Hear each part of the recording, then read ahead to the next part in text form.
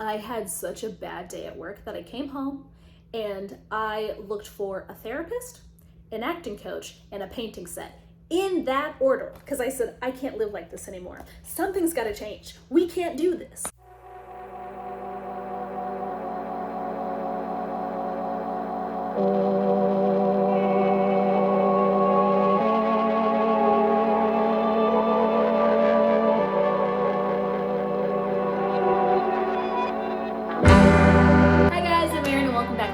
Long time no see, but today we're gonna do something a little different. Today we're gonna do a reading slash regular life vlog a la Jen Campbell and iCarly, not the TV show, the YouTuber, where it's a regular life vlog, but it's bookended by whatever they're reading in that time period. So I thought that would be fun. Now, I'm not a fast reader. It's not gonna be one of those where it's like, oh, I read these 10 books. No, one book. We're doing one. We're doing one book. The reason why I'm doing this is because my reading tastes have changed so much now that I've been getting back into reading. I'm realizing I'm just not, the books that I used to love, they're not, or the types of books that I used to love, they're not hitting the way that they used to. And I think I'm like forcing myself, and I don't want to do that. I'm also discovering that there's a certain type of writing style in literary fiction that I just don't like. And it's kind of like an offshoot of a writing style in YA that I don't like, where it's like everything is just so chill and blah, and because the character doesn't know how to describe their feelings, like they can't tap into it. Somehow that's also the narrative voice. Oh my God. Okay, they can't explain anything, but you can. I want to know what's going on. Let's get into that. So I'm gonna try and give literary fiction another shot. And also not being ashamed, because it's not like the kind of books that, you see being talked about a whole lot. Okay, I say that, but like the books that I have are like two very popular books. But I think that these are gonna be more in my wheelhouse of books that I would like. So the first book that I got was The Secret Lives of Church Ladies by Disha Filia. I've heard nothing but amazing things about this book, and it feels right up my alley. It's Black, it's gay, a lot of like soul searching with like religion, and I've heard her writing being called cozy, which I love. So I'm excited to dig into this. I also got Bunny by Mona Awad. I've heard so many things about this, and I think it's gonna hit because apparently it's about the craziness that goes on in a writing cohort through a master's program. And at the beginning of my channel, I was going on ad nauseum about getting a BA in creative writing. So, and looking back at some of the experiences that I had in the creative writing stream, horrifying. So I'm excited to tap into this, but I do think for this video, I'm just gonna read this because I also feel like this is gonna make me want to write a different project, and I need to finish the project that I'm on. I need to finish it. So I'm gonna put this aside for vibes alone. So a lot of the clips that you're gonna see is actually from before this, when like I already had the idea to film a vlog, so I just started accumulating little clips here and there. So we're gonna jump forward and I'll see you then. You know what this weird transitional period of my life gives? It gives not season 2 vibes, because people are like, oh, I feel like season 2 of my life is finally starting. It's not quite giving that, but it's giving promo for season 2. We're getting excited, and oh my God, we're dropping teasers. That's what this is giving. It's giving, it took a while, for the season to even be renewed, right? We were in the writer's room crying, screaming, falling down, throwing up, executives breathing down our backs, had to throw out several plot lines, several of them, had to fire a few cast members. But on that same note, it's like, there is some constructive criticism that we had to apply, all right, to season 2, all right? There were certain pitfalls, right? There were certain pitfalls that I had to step back and be like, maybe it is me, right? I took the notes, and we are applying the notes for season 2. Now, there are other areas of life where I'm like, no, I feel like I could actually go harder in my own direction. And that's what we're doing. We are leaning in. And then in other aspects, pulling the fuck out. All right? That's what this is giving. I'm using the Fenty foundation for dry skin because that's me, okay? That's me. Also, I got a new beauty blender. Isn't she cute? But even with this analogy, I do wonder if I'm falling into that thing I do where I'm just trying to get to the next part of life, so I can just like be there and like already live that life instead of, while I'm of course working on my goals and whatever, like still enjoying now before it's too late. Like maybe I am currently living in the good old days. That's what I want to create. The feeling of now also being the good old days, especially now that I have like a little bit of like disposable income, and that's like a whole other mind fuck, but I feel like that's a different conversation entirely. I always have a motto for the year and then for my birthday, because my birthday is right in the middle of the year, so it feels like a big reset. So, which is now reminding me that I don't have one for this year. I just had my birthday. So, dang. But my one for the year was based off of that episode of The Fairly Odd Parents where Timmy's family like went to Escalator Land, and they were on the escalators, and Timmy asked, "Where's the ride?" And his parents go, "This is the ride, yippee!" So like one of my mottos was, "This is the ride, yippee." And it's just like a reminder to, enjoy all of it. Like all of it is the party. It's all the party. You're just like refusing to have fun. So in saying that, maybe this is season 2. Maybe the transition is season 2.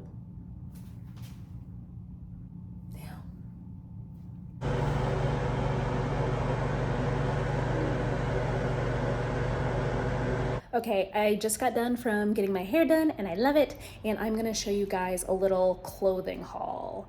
It's a very tiny one.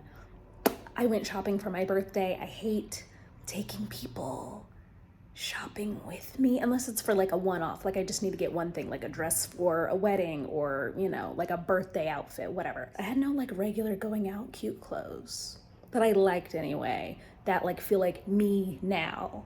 And I feel like when you look at this haul, this tiny haul, it's not a lot of things. It's like 4 items, 6 items, I don't know anymore. You'll see, I feel like I'm, becoming myself again, / this new version that I'm exploring, and I'm having fun with clothes and it feels good. Also, I haven't filmed in such a long time, so this is really fun, other than like, like little audition bits, but yeah, this is fun, yay! Okay, before I back the camera up for pants, I'm gonna show you guys some shoes and a jacket that I got. And I know, I live in Florida, okay? And it is like 98 degrees outside because it's the summer. But if I find cute winter stuff, I'm gonna get it. Unlike in the winter, if I see like cute summer stuff, I'm not buying it. Here she is, Miss America.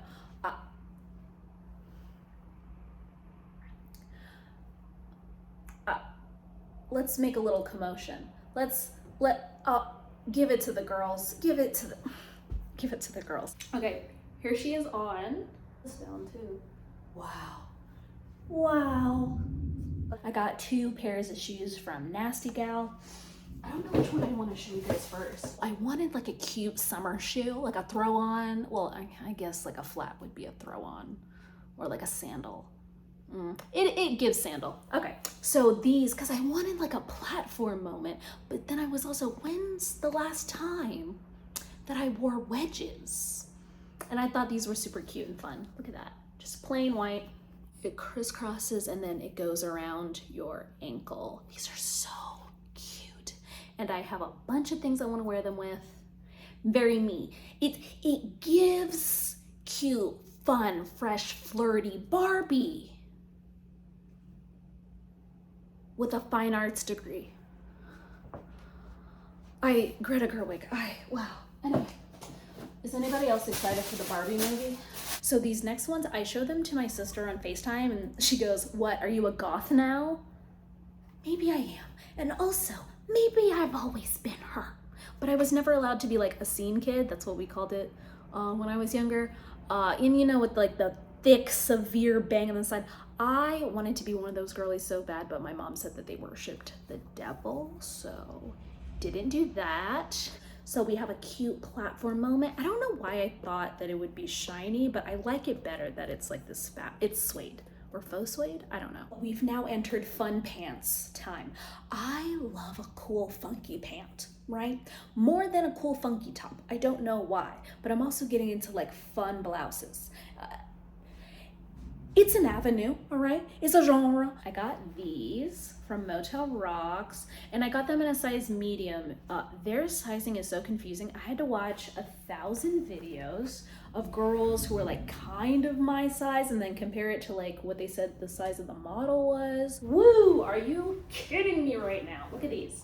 Look at these. I'm obsessed. I didn't know that it flared at the bottom, but they're perfect. I mean, okay. They are a little long. I'm 5 feet tall, so you can't really get around that. But these, I can't wait to wear them with those wedges that I showed y'all. Now, is it a little tight here? Yeah, but I can sit in them and breathe, so I'm not mad at it. I love the checkered moment. I feel like a pop star. And you know what's interesting? It's pretty loose. I was worried about the crotch because the crotch looked like really long on the model, but it hits perfectly. I love it. She's hot. She's a hot girl. Already washed it. You already know me. I'm not gonna put it in my closet if I haven't washed it first. So yeah, these are the pants and I'm gonna try them on for you guys. Look at that, and then the frayed edges. I mean, let's have a little commotion. Let's have a little commotion. I like that it's built so that it like cinches you in. This is the front. It flares. Well, no, it doesn't.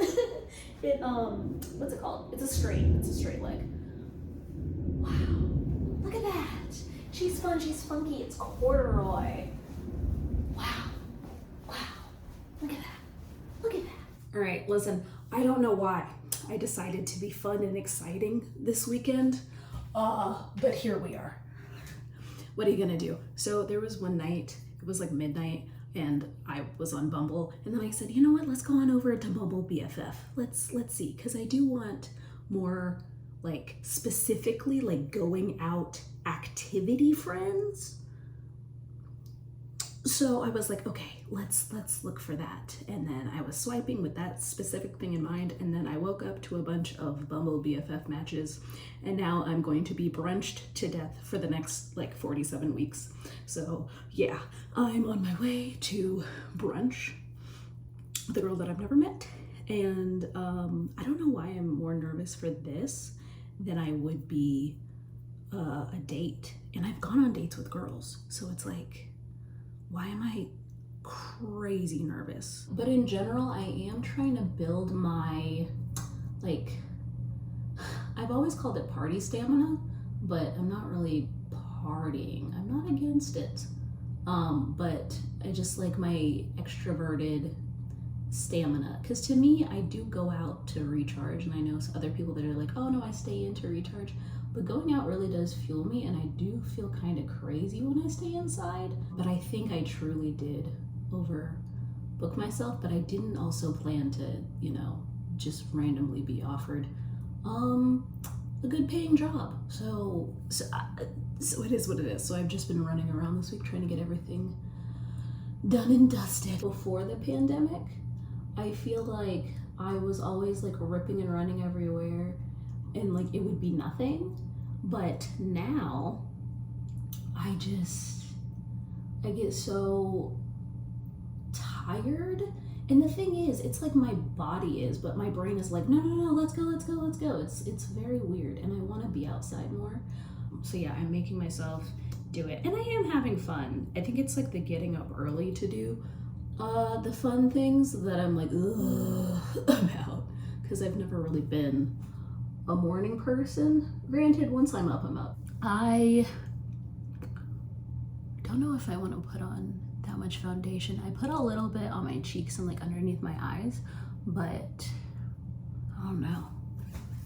What are the vibes? And I put a little on my nose. But with this new job, it does feel like officially season 2 of life, in keeping with the theme that I was talking about earlier. Yeah, that was a lot of blush. I don't mind it though, me doing makeup fully with my glasses on. All right, that's fun. It's cute, it's flirty. And see, I said something was missing, but it was lipstick. I'm gonna do Mauve for Me. It's like a orangey color. I really, really like it, especially for like the summer. Here's a lip color. I feel like I need to put you guys in natural lighting to like really see my makeup, but because the lighting in here is not that great, and I'm also trying to figure out like the coloring on this phone. This is the first time I've ever worn this corset, and it's a lot more booby than I thought it would be, but the way it cinches, honey, is this too much for a Bumble BFF date? Okay, on the rare occasion that I'm actually early to something, the person I'm meeting is late. And my Uber was like right around the corner, so I'm like extra early. She said first drinks on her though, so I might not be mad at it. And we're back. So a quick review on the Creeper shoes. They are heavy, but they are still easy to walk in. So like if you don't mind the feeling of walking around with ankle weights, go for it. Although I will say the next time that I wear them, I am gonna wear longer, thicker socks because the tongue of the shoe is very stiff. Also, my Bumble BFF meeting, platonic date, I don't know. It was so cute and so much fun. I was there early, so this man came up to me. He was like in his 50s and he was just like, hey, are you my date? And I was like, no. And I knew that he was gonna come up to me because he kept like waving at me and I'm like, hey. But yeah, he came up to me and then he was like, oh, are you my date? I couldn't tell like with the mask because I had my mask on. And I was like, oh no. And then he was like, oh, okay, I couldn't tell because I'm meeting this girl offline and we've, never met before. And then later on, I saw the girl and we looked nothing alike. We're just both black. Nothing alike. She looked hot though, so compliment. But yeah, that was weird. But the girl ended up being late, the girl that I was meeting. She ended up being late, so she texted me and she was like, okay, first round of drinks on me. I wasn't gonna drink it like that anyway, even though, it's supposed to be boozy brunch, but I didn't really feel like drinking that much. So I was only gonna have one drink anyway, so it was like fantastic. And then when it came time to pay, I wasn't gonna hold her to it, but then she still remembered and was like, oh yeah, put her drink on mine. And I thought that that was really sweet. I love that. So, and we had a really great conversation. I thought that she was super funny. We have a lot in common. And we agreed to go and do other things around town. So I'm very excited and very happy. And a little mystical, magical thing, I guess. Kind of. So not to say that TikTok is magical, I don't know, but I think it's more of a law of assumption, law of attraction kind of thing. So I asked the TikTok thing, I was like, oh, when's the next time I'm gonna get casted in something? And I asked it a few times, but the first time it said 22 days. And so in my head, I was like, okay, got it. August 12th, here we go. Then I was like, okay, I don't think I'm gonna be cast in anything. And then on August 12th, at the last minute, I got cast to do a little voiceover work for a little doctor's thing. I'm so happy. My voice is so much higher, especially if I'm relaxed. My voice is so much higher than I think it is. At work, I feel the need to deepen my voice, so I'm taken more seriously, which we are gonna talk about, not in this video, but the corporate world. Not gonna be there for long, but I said, you know what? Let's find a little semblance of stability. Real quick, just real quick. And I couldn't be teaching anymore. I lost my mind. You know what? Back when I was teaching, I had such a bad day at work that I came home and I looked for a therapist, an acting coach, and a painting set. In that order, because I said, I can't live like this anymore. Something's gotta change. We can't do this. But I'm almost done with this book, and I think I only have 2 more stories left. Let me see. No, I have 3 more stories left, so we shall see. The stories are actually a lot longer than I thought they would be. Some are very short. There's a story in here that's 5 pages maybe. I'm more of a short story person. Not like in a flash fiction sense, but like when they get up into like 30 pages, I'm like, come on now. That's why Truth Weekend is a novella, or I guess like a novelette, because it's like, it's what, 14,000 words, I think? Because it's like, at that point, that's not a short story anymore, mama. That's a novella. 14,000? Get out of here. So, I don't know. Though granted, I haven't checked the word count in years. But yeah, way too long to be a short story. And that's why it's called a novelette. It is comically later. I started filming this vlog, I want to say at the end of June. It is now October.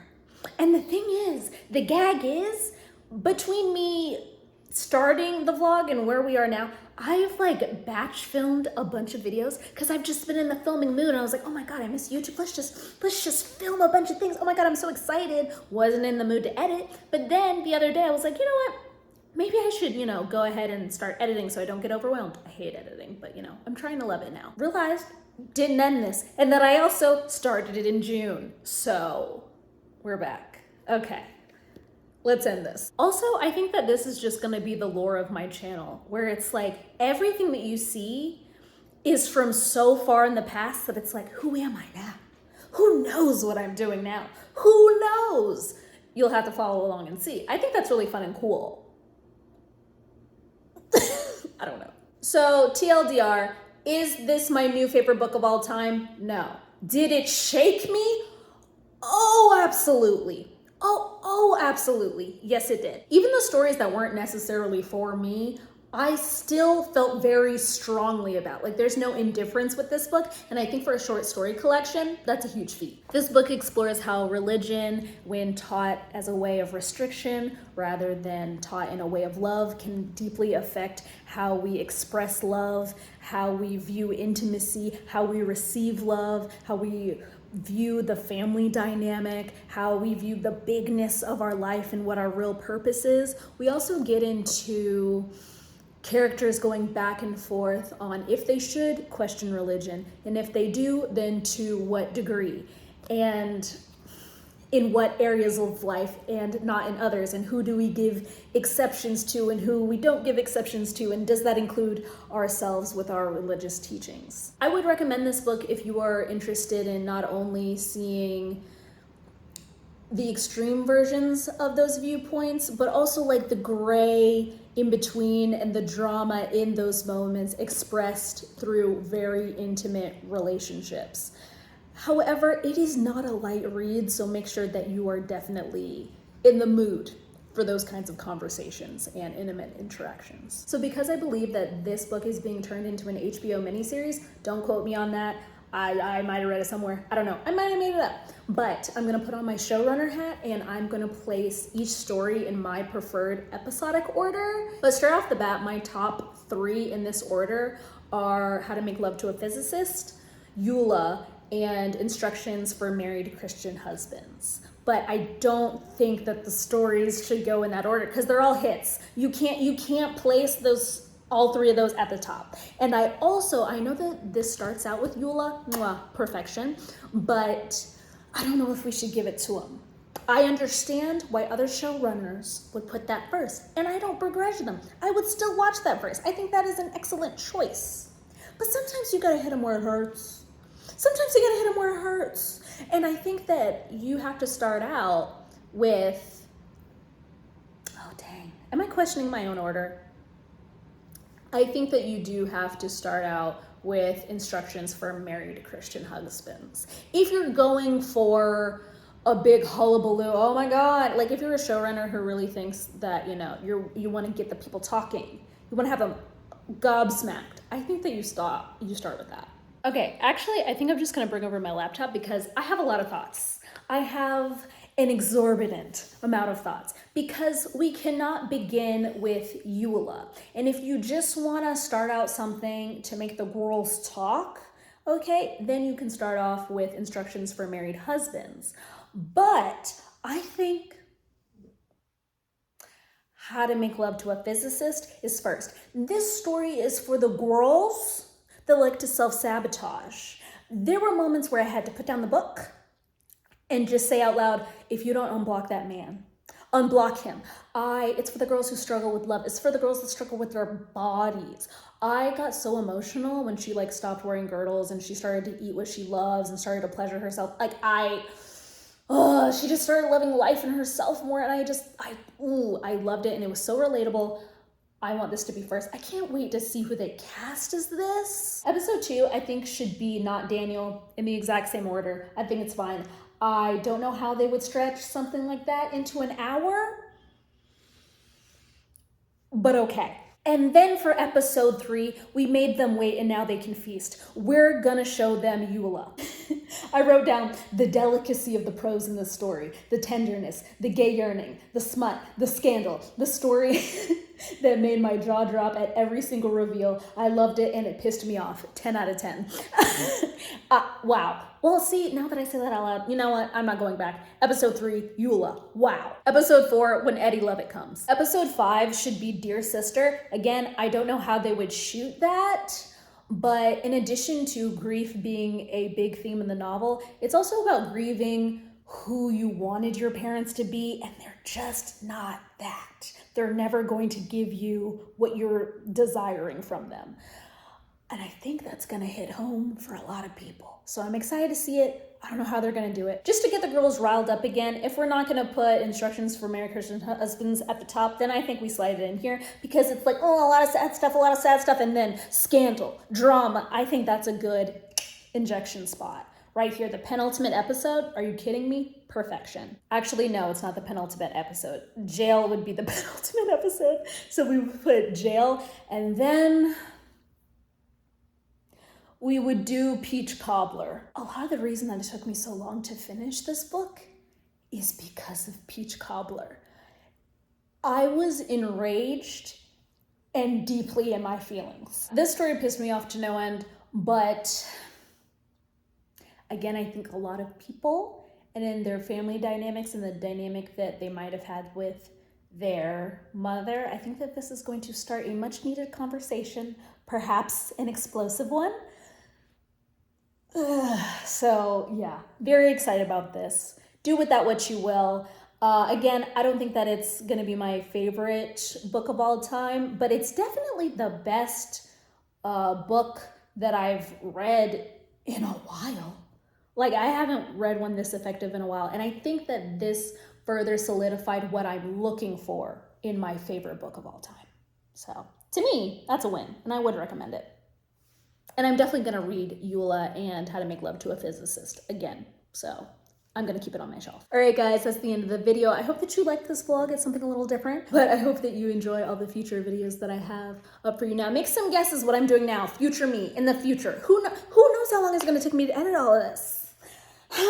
So make sure you tell me how your writing is going and how your life is going in the comments, and make sure you go and drink some water, and I will see all of you lovely people in my next video. Bye.